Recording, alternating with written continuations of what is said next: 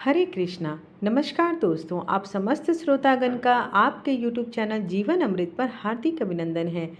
आज आप सुनेंगे कार्तिक महात्म कथा का 12वां अध्याय। इसके पीछे की अध्याय अगर आप नहीं सुन पाए हैं तो मेरे चैनल पर जाकर प्लेलिस्ट में आपको कार्तिक महात्म कथा मिलेगा, वहाँ से आप जाकर सारे कथा को श्रवण कर सकते हैं। अगर आप मेरे चैनल पर पहली बार आए हैं तो चैनल को लाइक, शेयर एंड सब्सक्राइब करें अगर आपको वीडियो अच्छी लगे तो चलिए कथा का आरंभ करती हूँ। तत्पश्चात आरती करेंगे।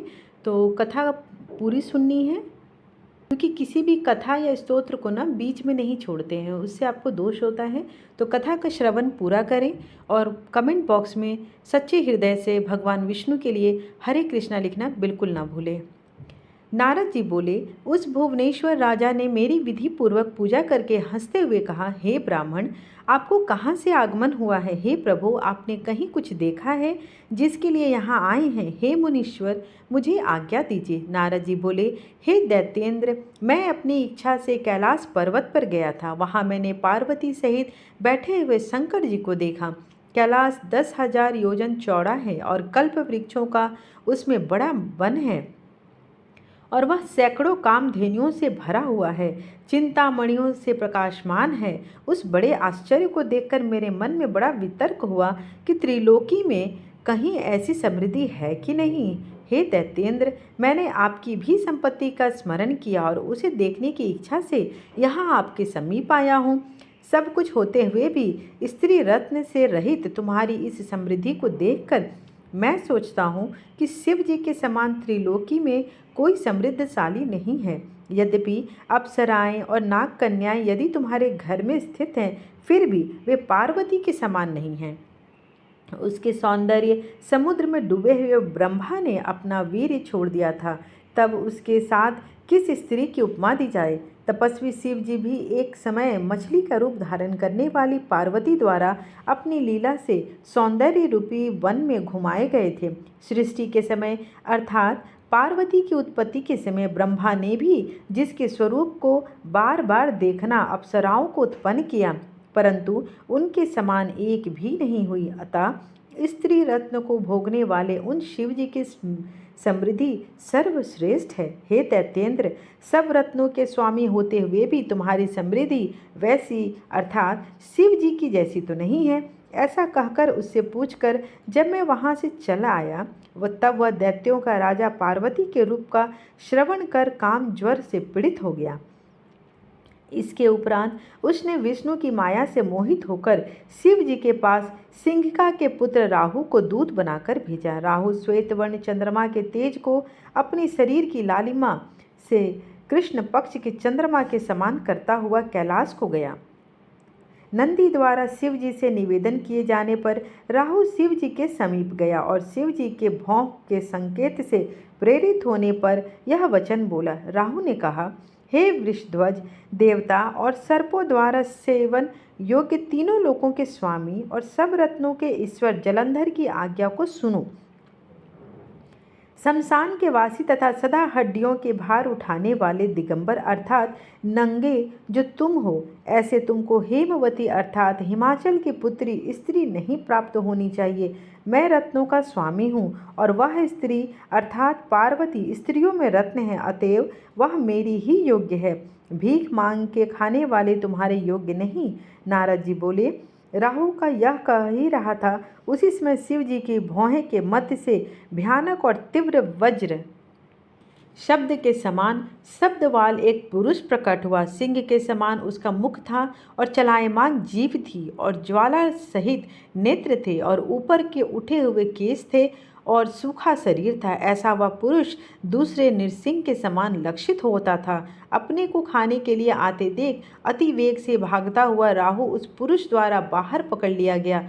वह उसे पकड़कर जब खाने लगा तब रुद्र भगवान ने उसे रोक दिया और कहा, दूध पराये अधीन रहता है, अतएव वह मारने योग्य नहीं होता, इसे छोड़ दो। इस वचन को सुनकर उसने राहु को आकाश में छोड़ दिया।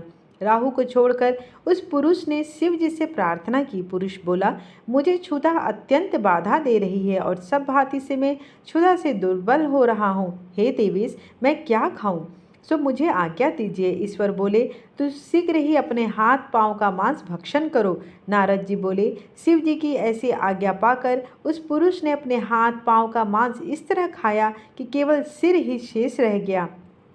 उसका सिर मात्र देखकर उस समय अत्यंत प्रसन्न शिव जी विस्मय युक्त हो उस भीमकर्मा पुरुष से बोले, हे कीर्तिमुख, तू सदा मेरे द्वार पर स्थित रह। नारद जी बोले, तब से कीर्तिमुख शिव जी के द्वार पर स्थित रहता है। जो प्रथम कीर्तिमुख का पूजन नहीं करते उनकी पूजा वृथा हो जाती है। उस पुरुष से छूटा हुआ राहु बर्बर स्थल में जा गिरा। इस कारण वह बर्बर नाम से इस पृथ्वी पे प्रसिद्ध हुआ। तदंतर लोक में अपने को फिर उत्पन्न मानता हुआ राहु जलंधर के पास गया और सारा वृत्तांत जलंधर से कहा।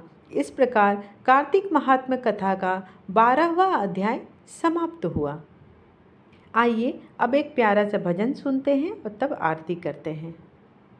आइए अब भगवान श्री कृष्ण की आरती करते हैं। आरती कुंज बिहारी की, श्री गिरधर कृष्ण मुरारी की।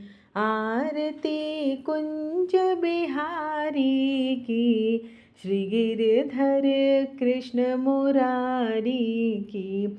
गले में वैजंती माला, बजावे मुरली मधुर बाला। श्रवण में कुंडल झलकाला, नंद के आनंद नंद लाला। गगन सम अंध कांति काली, राधिका चमक रही आली। लतन में ठाढ़े वनमाली, भ्रमर सी अलक कस्तूरी तिलक। चंद्र सी झलक ललित छवि श्यामा प्यारी की।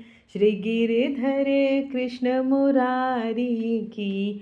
आरती कुंज बिहारी की, श्री गिरधर कृष्ण मुरारी की।